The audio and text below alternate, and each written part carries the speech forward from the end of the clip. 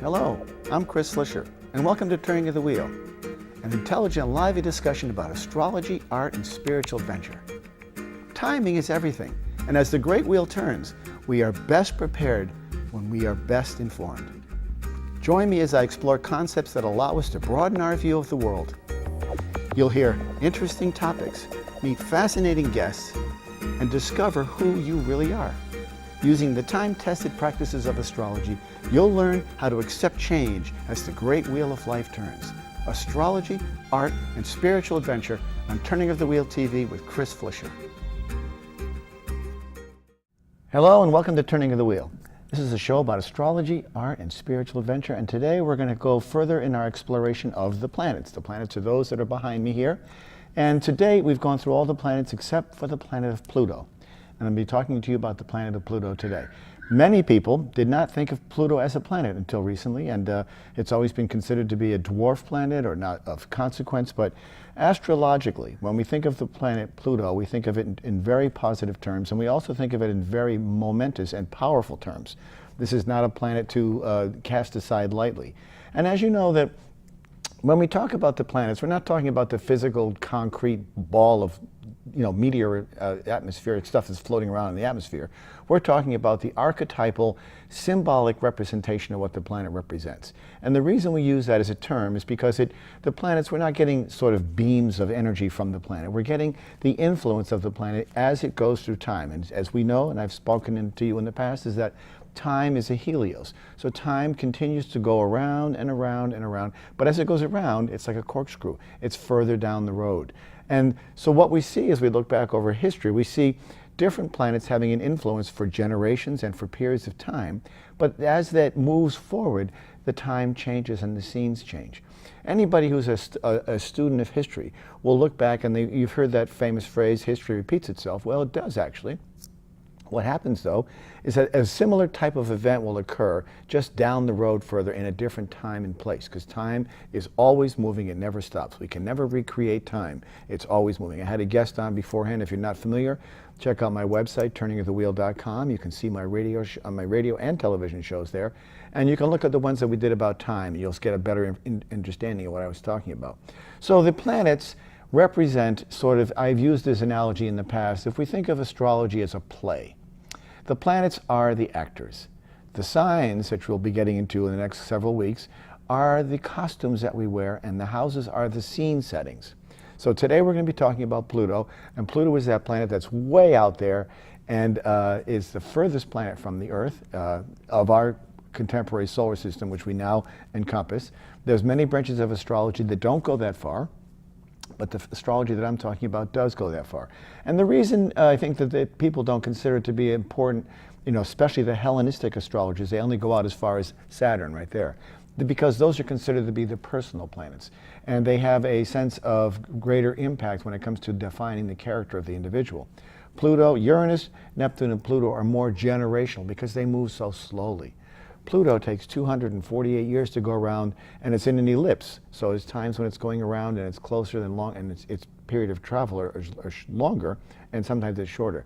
Generally, it's in a sign for quite some time. So when a planet is in a sign, because it moves slowly, it means that it has a longer range of influence, meaning that it's a generational influence. Whole bodies of people, whole generations of people will feel the impact and have a certain sense of what Pluto is in their charts.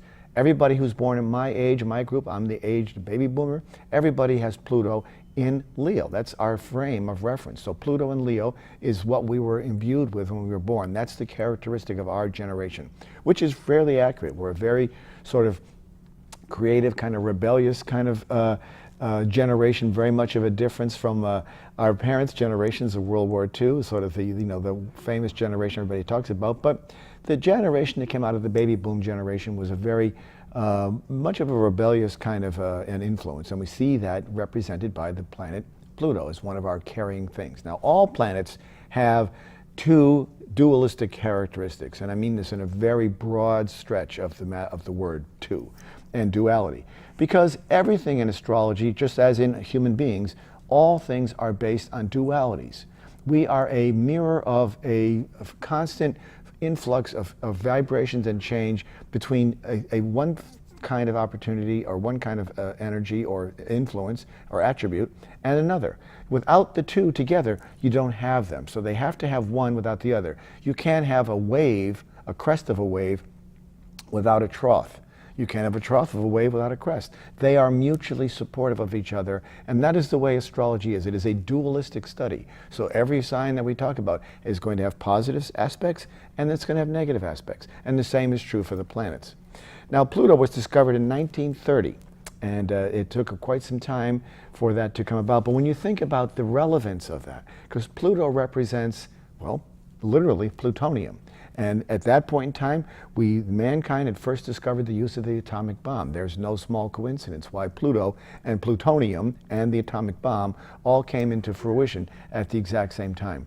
This is a very important piece of what Pluto is. Because when we look at Pluto from a symbolic standpoint, we have to understand what that looks like. When we think of an atom bomb, just as a metaphor or as a picture, we think of destruction, and then reconstruction, which is exactly what Pluto represents thematically. So when we think of Pluto as an archetype or as a symbol or as a character in the astrological realm, we see what we call as the great transformer. Now, transformer deals with transition. It's also that Pluto is the ruler of the 12th house, which is the house of transition. And we'll get into the houses later on, down the road. But when we're talking about transition, we're talking about beginnings and endings. Now, endings, people always concern themselves with whenever I talk about astrology with my clients, and I start talking about Pluto and I talk about transition, they get very nervous. They start to get very restless and they go, what does that mean, transition? Transition is the motion from one event to the next. It's that natural progression from one event to the next, transition. In that, it is a period of time, and think of it as a door opening and a door closing. You've heard the expression, when one door closes, another opens. That's very much what it's like. People get worried about that because most people are afraid of transition, even though transition is a necessary part of life. People come and go in our lives. We lose our jobs, we lose friends, we lose loved ones through death or sickness or just a simple passage of time. People move away. All of these are part of the natural cycle of life because, as I said before, life is a continuous stream. And as we're on that stream, we can never go back up the stream, but we are always moving forward. Even the second that just passed will never be recreated again. So this is what it means to transition. Now, one of the best analogies I use when I talk about transition, for people who are a little bit, squirmy about what that word means, I always think I use the analogy of a pregnancy. When a woman is pregnant and she comes to the transition in the case of a pregnancy is what? A baby. What could be more delightful than a baby? When a baby arrives, that is a transition. The end of a pregnancy is a transition. It's an ending, but it's a very positive ending. That's why I like that analogy so strongly. When you come to the end of the pregnancy, the child is born, and then we have a marvelous new beginning. Okay? That's one way of looking at transition. When we come to the end of our lives, we have transition as well. And we don't necessarily know what that's like, but I'm pretty convinced that it's a good spot to be. It's a new kind of birth. And that's a much bigger topic for another time. I'll get somebody on as a guest who can talk about death and all those consequences. And we have had stuff like that on before. So Pluto, as an archetype, as a sort of a harbinger, as a symbolic representation of a planet, represents transition and transformation. Now, what we do with astrology, and the reason it's generational is because it's way outside on that wheel. I've used the analogy before of a wheel. If you looked at a bicycle wheel and all the planets that were close to the solar system, the sun, are in the center of the wheel, and they're very close to the center, they move very quickly. As you get further out in that hub, you've got a much slower rate of travel. So the influence is going to be spent over a much longer period of time. Slow rebuilding, slow tearing down, and slow rebuilding. Currently, Pluto, and for the next, probably the next 10 years at least, is in Capricorn. Capricorn is a cardinal earth sign. So when we think of Pluto in Capricorn, we think of foundational structures, institutions, banks, buildings, bridges, roads, anything that has to do with the earth and is foundationally rooted in the earth is under duress right now. It's being reconstructed. When we look at it that way, we can see this makes a lot of sense. Pluto entered into Capricorn in 2008 and will remain there until 2024. And it is a dramatic, when we look back through history, this is what is wonderful about astrology. When you look back at these times, you can map the events to the relevance and the position of the planet at the time. It's very clear that it's there. Now, Pluto is, as I mentioned, it is the sort of people refer to, it's ruled by the sign of, it rules the sign of Scorpio, and it follows into the 12th house. Those are both very ominous. Now, Scorpio tends to be a very deep, secretive, dark kind of sign sometimes, who loves to deal with the sort of the internal machinations of people and what goes on behind the scenes. They're very good with secrets, and they're very good with security, and very dependable in that regard, very loyal as well. There's always good things for every sign, and there are just as many good things as there are bad, actually. But when we think of Pluto, we think in terms of the Scorpio. And the symbols that we use for Scorpio are like the phoenix rising out of the ashes, coming out from being torn down. There's this new rebirth each time. And you know, when you think of Capricorn, it comes at the end of the year. Winter is there, the frosts are settling in, and then out of that comes the new earth and the new growth going into the spring and onward. So metaphorically, Pluto has this quality about it. It's no small coincidence that we just sent a spacecraft to Pluto, and it took years and years and years for this spacecraft to get there, but it finally got there. The imagery and the symbolism of that physical spacecraft getting to the planet of Pluto and getting there in a way that allowed it to be in its space is literally a awakening of our own human consciousness to the effects and the impact of what this great planet brings to us. This planet brings to us this deep psychological restructuring of who we are. It's part of our evolutionary path. If we look back in history, we will see that when each of these planets was discovered, there was a parallel to what was going on in the world at that time. A new form of thinking, a new form of consciousness was there. When Neptune was discovered, there was this great rise in the subconscious and the sort of the realm of movies and all the things that Neptune represents. Now that Pluto was discovered in 1930, as I mentioned earlier, we were dealing with plutonium and the great atomic age, sort of the nuclear planet, family rather. And in that period of time, as we said, we saw this great generational time where we had all these people from the baby boom generation all born with Pluto and Leo. Obviously, they're born in different houses, and we'll get into the houses at some point down the road when I get into the houses. But where Pluto is very phenomenal. There are many astrologers who will use Pluto even as a starting point because they see it as sort of, this is an evolutionary astrology, would use Pluto as its starting point because they see it as sort of it's very much of a karmic recreation. It's sort of the karmic footprint of the person's past life. Karma, in many forms of astrology, is believed to be sort of the lessons that we learned in the past now being brought to fruition, or perhaps the lessons we didn't learn in the past now being brought to our purview so that we're able to see them and understand what they mean and perhaps learn them. Each of us has lessons that we must learn. Our charts, when I look at an astrology chart, I can see great potential. I can also see great liability. So we have, again, there's that dualistic quality. We have our pluses and we have our minuses. They're both there in this part, because without one, you haven't got the other. You haven't got good without evil. You haven't got evil without good. You haven't got black without white. You haven't got one without zero. These are all dualistic things. If we look at ourselves, the way we are constructed, we have a front, we have a back. Without the front, we haven't got the back. Without the back, we haven't got the front. We've got 2 eyes, 2 ears, 2 hands, 2 lungs, 2 legs. It goes on and on and on as part of what it means to be dualistic. And this is very much the case when we look back into Greek mythology. We'll see the same sort of stories recurring. So Pluto, in this capacity, represents this dual quality of this transition. And transition can be life-altering, it can be life-changing. And when you have a Pluto transit, which is something I can identify for you within a chart, typically you go through some fairly significant events in your life. I've known Capricorns who have Pluto in Capricorn now who are going through an enormous amount of change, whether that be physical change, emotional change, career change, any number of things like that come to light as they feel the influence of this. Now, what we'll see is also, we'll see it on a very broad-based level When it comes to societies, cultures, races, political parties, we'll see huge organizations getting brought down to a spot where they have to rebuild again.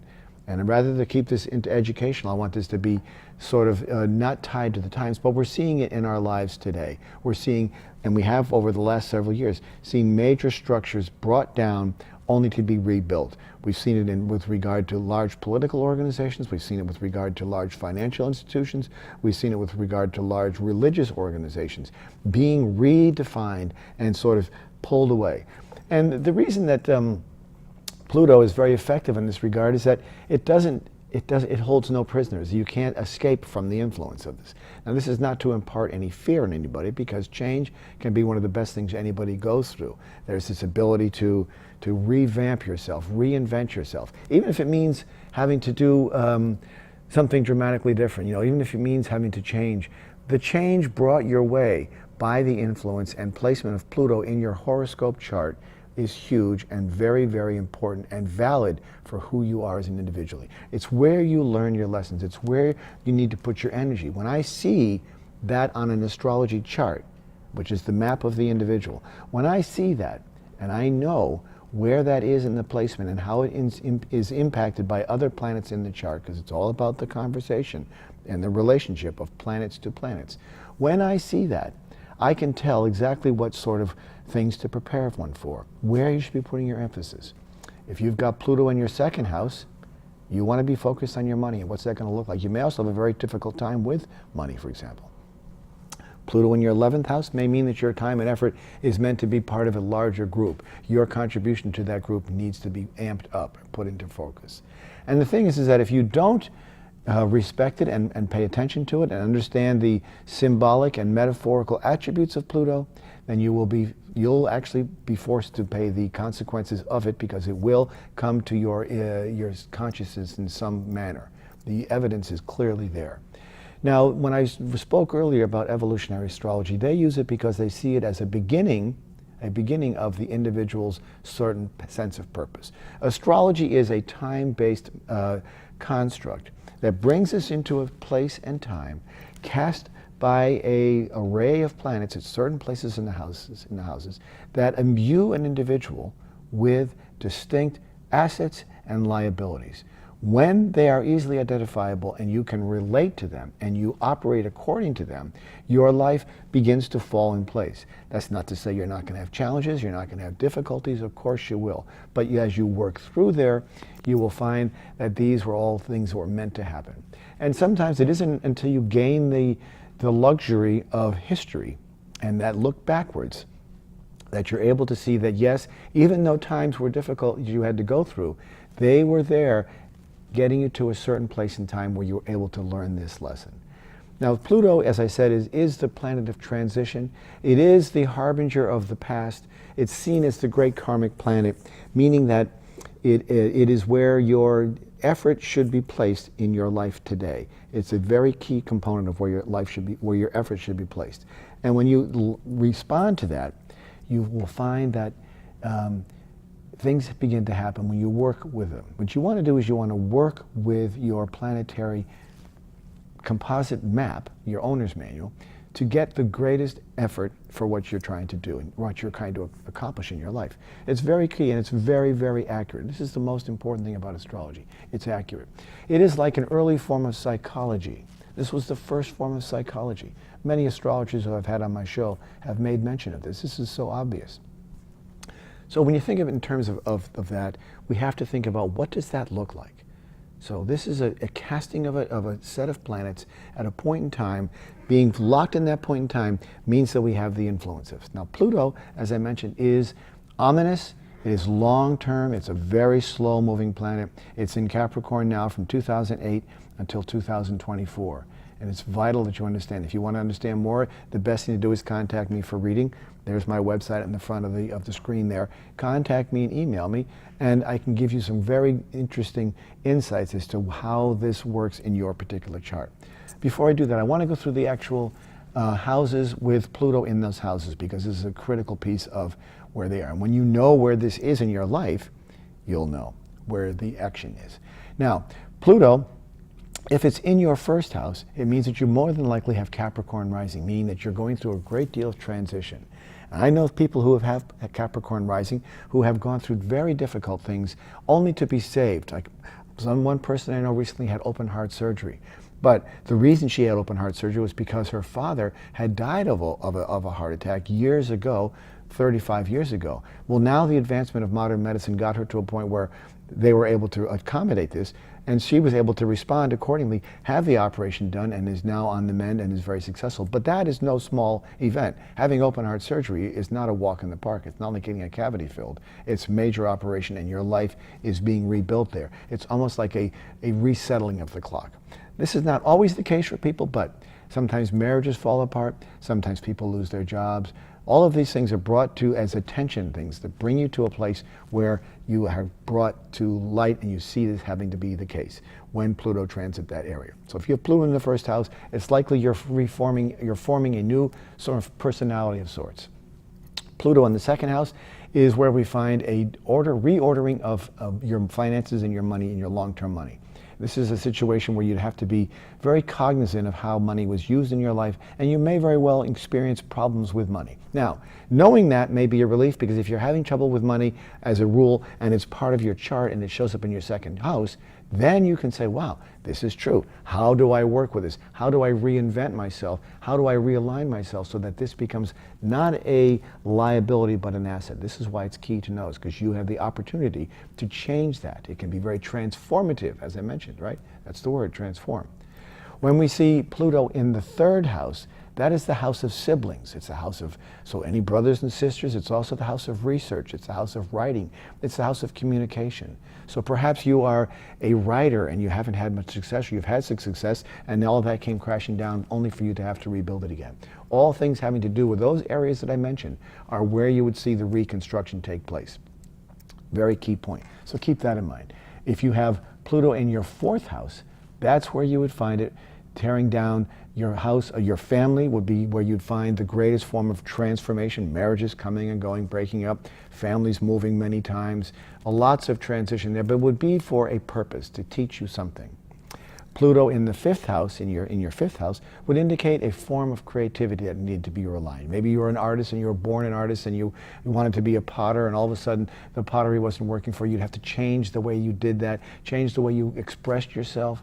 That form of self-expression is about trying to live to your fullest potential. Or maybe you've been suppressing your creativity all those years. Now is the time for that to come back. And now is the time when that's there, you have the dualistic ability to change that which might not be right in your life. Again, that quality of duality.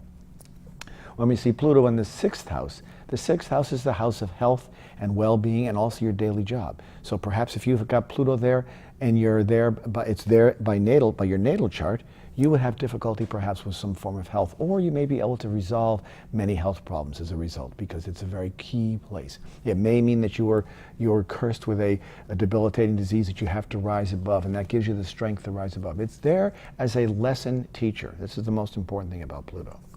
When we see Pluto in the seventh house, a lot of your relationships are going to be tied to sort of the karmic link that you may find with another person in your life.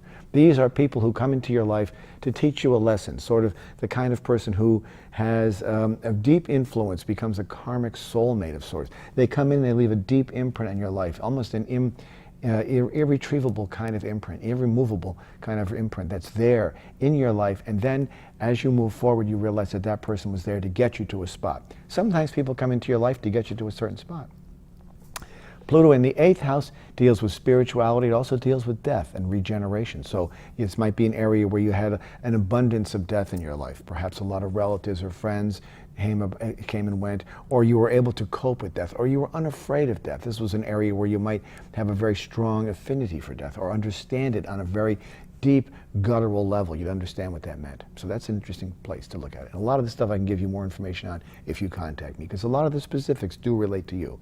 TurningOfTheWheel.com. When we get Pluto in the ninth house is the house of spirituality, it's the house of education, it's the house of travel. So sometimes you may be on a quest. You may be a pilgrim on a quest looking for some lost sense of purpose in your life, and you spend that time deeply immersed in religious studies, sacred studies, trying to travel, trying to learn, trying to be an educator, trying to get yourself educated in order to learn what it is that you have to learn. Very critical piece for you to have that. When we get to Pluto in the 10th house, it's almost as if your occupation has been chosen before you even got here. And this is something that you might find, your job, you're really good at it, but it's not a light job. It's not, you're not working in a grocery store, I don't think. This is a sort of job that's going to have a little more weight to it, perhaps a sense of seriousness to it, but it's got a real sense of purpose. You might find somebody there who had some great value that they had to impart on the world and leave an imprint there. And it may very well be an area where you see complete tearing down and then a rebuilding. Remember, the tearing down is necessary. As I say in my radio show many times, if the roof did not leak, we would not fix it. So when our roof leaks in our lives, we have no choice but to fix them. This is the action that Pluto brings to you. So by having these forcing functions brought to us, we find ways to repair ourselves. This is a very natural part of extending our lives and making ourselves rich and full. This is how we do it. These are difficult lessons, yes, but when you know that this is supposed to be happening to you, you get validation, then it's an easier pill to swallow, so to speak. When we see Pluto in the 11th house, as I mentioned before, we see it with associations. This is where you're going to have your greatest impact. And this may be a difficult place for you to get into if you're that kind of person. You may be shy. You may not want to get involved in that. You may not have the confidence. But Pluto is there saying, yes, this is where you need to be. You need to be a member of this group. You need to associate yourself with people who have meaning and value to you and help carry you. You are like one of these boats, a rising tide lifts all boats. You've got to be one of those people to help rise that tide. This is sort of a charter that you've been given by your birth time and birthplace and date. This charter that's been cast for you is where your role is to be and where you're supposed to be. Even if it doesn't feel right at the time, eventually in your life you will work your way into that spot and you will be that person. Finally, Pluto in the 12th house is about having to deal with transition, which is the major component. It's the house that Pluto rules. And in that regard, it is about transition. And transition, I know, has that ominous character that people sometimes run from. Transition means, oh gosh, what do we do? But I want to caution you with one simple phrase. Again, I come back to that pregnancy. The end of a pregnancy is a transition, but it's the birth of a baby. And also, the transitions, oftentimes, from the outside view, we look at the transition, we say, oh my gosh, I can't go there. But once you've gone through that, you realize it was well worth it. It's well worth it. Sometimes that which is unfamiliar to us is scarier than that's what we know. So that's why oftentimes we may stay in a negative situation because it's familiar. And if we know what we can expect in that situation. But that may not be the right place for you to be. Maybe you need to be someplace else. And so an event, a precipitating event or a circumstance will come along and put you into that spot where you have to change, and you change for the better. Pluto is a very important planet. It's there to keep your back. It's there to keep you responsible. It has a lifelong karmic lesson to it. And where it is in your particular chart indicates your real purpose in life. It is very much of a strong karmic fingerprint, and it will help you decide. And when you work with someone such as myself, and you get the proper advice and counsel and suggestions for how to cope with these changes, then you will see how best to manifest, and you will find yourself in a situation where things begin to open. Those doors that were once closed are now opening again because you've taken the right steps. You've worked yourself into that position. I encourage you to go. The best way to find all this stuff out is to visit me at my website, turningofthewheel.com, and write to me there. And when you do that, you'll get more information specific to you. And I'll talk to you all very soon. Thank you.